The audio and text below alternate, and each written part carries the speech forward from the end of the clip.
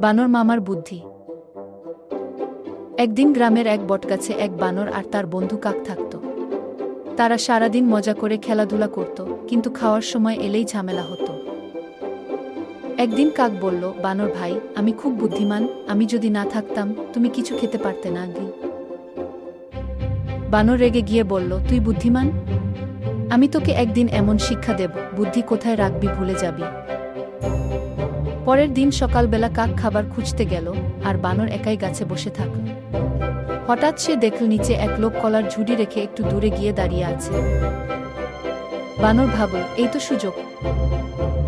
সে ঝটপট নেমে এল, কলা তুলে একটা মুখে দিল। হঠাৎ লোকটা দৌড়ে এল আর বলল, এই চোর বানর, আমার কলা খাচ্ছ কেন? বানর ভয় পেয়ে দৌড়ে গাছে উঠে পড়ল, কিন্তু মুখে কলা ছিল। সে চেঁচিয়ে বলল, আমি চোর না, আমি তো শুধু একটা টেস্ট করছিলাম যে কলা পাকা হয়েছে কিনা। লোকটা হাসতে হাসতে বলল, তাই বুঝি? তাহলে বাকিগুলাও টেস্ট কর, আমি তখন পর্যন্ত দাঁড়িয়ে থাকি। শিক্ষা, বেশি চালাক বানরও কখনো কখনো কলায় পা দেয়।